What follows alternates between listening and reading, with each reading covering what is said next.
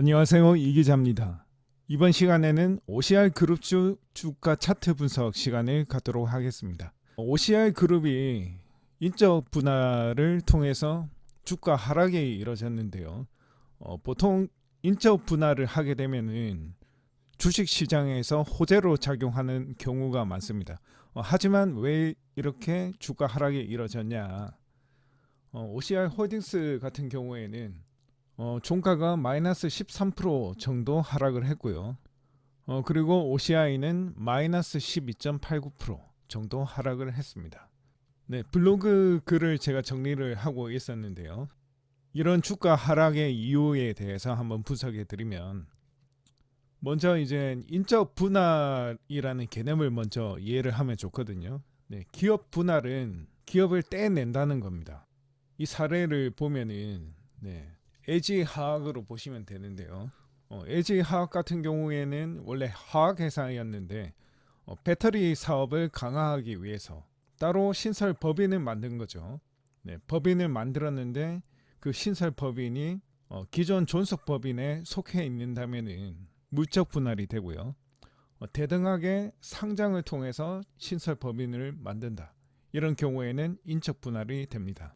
물적 분할 같은 경우에는 주가에 악재로 작용하는 경우가 많은데요. 왜냐면은 예를 들어서 LG화학 같은 경우에 기업 분할을 통해서 배터리 사업부를 강화한다고 이제 하면은 기존의 주주들 같은 경우에 배터리 요즘 2차전지 관련주가 대세니까 이런 거를 보고 투자했던 사람들이 많겠죠. 하지만 물적 분할의 경우에는 기존 주주들이 신설 법인에 대한 지분을 갖지 못하게 됩니다. 그렇기 때문에 나는 LG화학을 배터리를 보고 투자를 했는데 배터리 관련 주식에 대한 지분은 존속법인 회사가 가지게 되고 주주들은 가지지 못한다.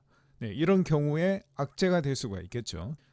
반면에 이제 인적 분할의 경우에는 기존의 A 회사 주식을 10주를 들고 있었을 때 가령 신설 법인이 상장되는 경우에 비율을 5대5로 가지게 된다라고 치면은 기존의 A 회사 10주를 들고 있었는데 신설 법인 B가 생겨서 여기에 5주, 기존 회사 5주 이런 식으로 이제 주주들이 나눠 가질 수 있다는 거죠. 그렇다면 주주 입장에서는 새로운 배터리 회사에 대한 지분도 가질 수 있기 때문에 물적 분할보다 인적 분할이 주식 시장에서 호재로 좀 작용이 된다. 이렇게 보시면 됩니다. OCI 관련 이슈를 보면은 OCI는 원래 이제 태양광 관련된 회사인데 이제 화학 분야 약간 반도체나 배터리 이런 신사업 분야를 강화하기 위해서 인적 분할을 했다라고 지금 공시를 하고 있거든요. 여기 보시면은 사업부를 강화할 것이다. 향후에 공개 매수를 통한 현물 출자 방식으로 유상증자를 거쳐서 OCI를 자회사로 편입할 예정이다. 이런 공시가 있거든요. OCI는 기존의 OCI라는 회사가 이후에 인적 분할로 OCI 홀딩스 그리고 OCI 이렇게 두 개 회사로 나뉘게 되었는데요. 기존의 OCI가 OCI 홀딩스가 되면서 OCI 홀딩스는 태양광 사업 중심으로 맡고 새롭게 신설된 OCI라는 회사는 화학 분야, 신사업 분야를 맡게 된 거죠. 그렇다면 주식을 어떤 식으로 나눠 갖게 되냐? 주주들은 분할 비율을 보시면은 주주들은 OCI 홀딩스 69%, OCI 31% 이렇게 주식을 받게 되거든요.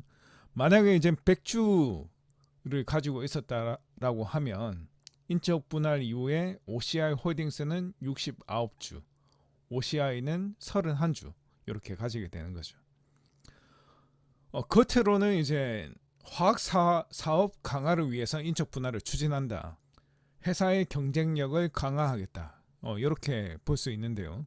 하지만 내면에 이제 숨어 있는 의도도 있다. 언론 등에 한번 따르면은 오너 일가의 지배력 강화, 그리고 이제 지주사 전환을 하면서 양도 차익 과세 혜택을 노린 의도가 숨어 있다. 이런 지적도 나오는데요. 첫 번째로 이제 오너 일가가 신설법인 지분을 존속법인인 지주사에 현물로 출자를 하고 존속법인의 주식을 받게 되는데, 이게 지주사의 지분을 장악할 수 있는 구조다, 이렇게 보시면 되는데요. 조금 이해가 어려운데, A는 오너입니다. 오너. 네, 대주주 오너. 그리고 이제 이 회사가 이제 B라는 지주사 그리고 C라는 자회사로 나뉘게 되었죠. 이런 경우에 이제 오너가, 대주주인 오너가 신설법인에 대한 지분, 자 가령 이제 25%의 지분을 가지고 있었는데 나중에 5대5의 비율로 B 회사의 25%, C 회사의 25% 지분을 갖게 된 거예요. 신설법인 지분을 이렇게 출자하고 대신 이제 존속법인의 지분을 받게 되면은 여기서 한 5% 정도 지분만 더 모으게 되면은 B 회사의 지주사를 장악할 수 있거든요. 그러면은 자, C 회사인 자회사를 중요하게 여기지 않고 지주 회사만 장악하게 되면은 향후에 이제 자회사를 장악할 수 있기 때문에 이런 방식으로 지분을 효율적으로 이제 장악할 수 있는 구조다라고 말씀을 드리고, 그리고 이제 지주사로 전환하면서 양도 차익 과세 혜택이 있는데요. 현물 출자 방식의 유상증자를 통해서 올해 말까지 이런 방식으로 이제 현물 출자를 하게 되면 법인세 과세 유예 혜택을 받을 수가 있거든요. 이런 것을 위해서 기업 분할을 추진하고 있는 경우가 지금 발생을 하고 있습니다. 그래서 이제 신사업 분야, 사업 분야를 강화하겠다라고 하지만 이런 숨어 있는 의도도 있다. 이런 게 이제 언론에 좀 알려지면서 주가 하락의 배경이 되기도 했다. 이렇게 해석을 하시면 될 것 같습니다. 그리고 재무 구조를 한번 살펴보면 영업이익 같은 경우에 20년 12월 같은 경우에는 적자였는데 이후에는 흑자 구조를 보이고 있고, 자기 자본 이익률을 나타내는 ROE 같은 경우에도 20%를 넘기고 있어서 올해는 30%를 넘겼죠. 실적이 잘 나고 있다. 회사가 영업을 통해서 이윤을 잘 남기고 있다. 그런 회사라고 보시면 되고요. 동일 업종의 다른 종목이랑 비교를 했을 때 화학 종목을 보면 LG화학, 포스코, 퓨처엠, 에코프로, 하나솔루션 같은 종목들이 있는데요. ROE, PER, PBR 같은 애를 비교해 보면 ROE는 아까 설명을 드렸고, PER, 주가가 한 주당 벌어들이는 이익을 나타내는 지표, 그리고 PBR, 주가가 순자산 대비 몇 배로 거래되고 있는지 보여주는 지표도 양호한 편인데요. 이 수치는 보통 이제 낮을수록 저평가되어 있다라고 해석을 하고요. PER 같은 경우에는 보통 10보다 낮으면 좋고 PBR 같은 경우에는 1보다 낮으면 좋다. 저평가되어 있다. 이렇게 해석을 합니다.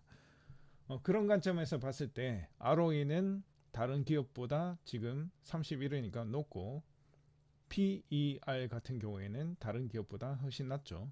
PBR도 다른 기업보다 낮다. 그래서 지금 재무제표상으로는 OCI가 괜찮다, 이렇게 보시면 되고요. 그리고 이제 차트 분석이 되는데요. 차트를 보면서 설명을 드리겠습니다. OCI 홀딩스 일봉 차트를 보시면 거래 재개 후에 급락이 나왔는데요. 주봉으로 한번 전체적인 흐름을 보시면 제가 이제 중요 파트에다가 이렇게 표시를 해봤습니다. 이렇게 라인을 긋고 라인을 끊는 기준은 저항과 지지가 뚜렷하게 나오는 구간이 되고요. 박스권을 A 구간, 이렇게 동그라미 구간을 B 구간, C 구간, 그리고 박스권을 이탈한 여기 구간을 D 구간이라고 부르면은 거의 주가는 박스권 안에 머물러 있다가 B 구간, C 구간에서는 단기 급등이 나왔죠. 그리고 박스권 안으로 들어오면서 주가는 저항과 지지와 급락하고 난 다음에 여기 맞고 튀는 것, 지지, 그리고 다시 맞고 떨어지는 것, 저항, 그리고 지지와 저항이 반복되죠. 그리고 박스권의 상단에서 맞고 또 떨어지고 저항, 그리고 맞고 올라가는 것, 지지가 나오죠. 그리고 여기서 이탈이 나왔다. 이렇게 이탈이 나온 것은 박스권에서는 이탈이 나오기가 쉽지가 않은데 이때는 코로나 폭락장이었죠. 2020년 3월에 있었던 기록적인 코로나 폭락장, 일종의 예외 구간으로 보셔도 무방하겠습니다. 그러고 난 다음에 주가가 오르면서도 이 구간을 맞고 다시 떨어졌죠. 저항, 그리고 다시 올라가면서 내려오고 올라가고, 이런 구간들이 반복이 되죠. 이렇게 확대를 해보면 여기서도 이제 저항이 나오고 떨어진 주가는 여기서 저항, 지지, 그리고 올라가다가 여기서 거래 정지가 나왔죠. 그러고 난 다음에 여기 구간에 딱 걸려 있다는 거예요. 이런 경우에는 향후 주가의 흐름은 구체적으로 알아내기는 어렵지만 이런 상황에서는 여기 구간을 이탈하게 된다면은 여기까지 떨어질 확률이 있다라고 보고, 만약에 이제 고점에 물리게 된 분들은 단기적으로 여기서 기술적인 반등이 나올 수도 있습니다. 기술적인 반등이라는 거는 높은 곳에서 공을 떨어뜨리면 내려오면서도 바닥을 찍고 잠시 한번 튀죠.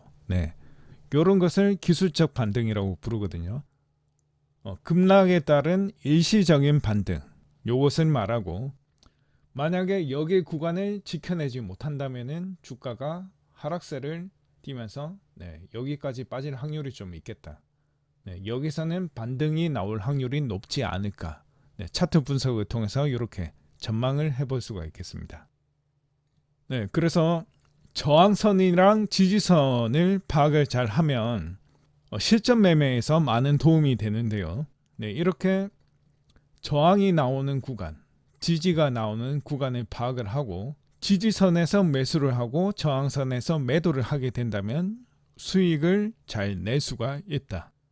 향후 주가가 궁금하다. 그리고 차트 분석 공부를 체계적으로 하고 싶다면은 이기자의 주식 코칭 카페를 방문하시면 되겠습니다. 감사합니다.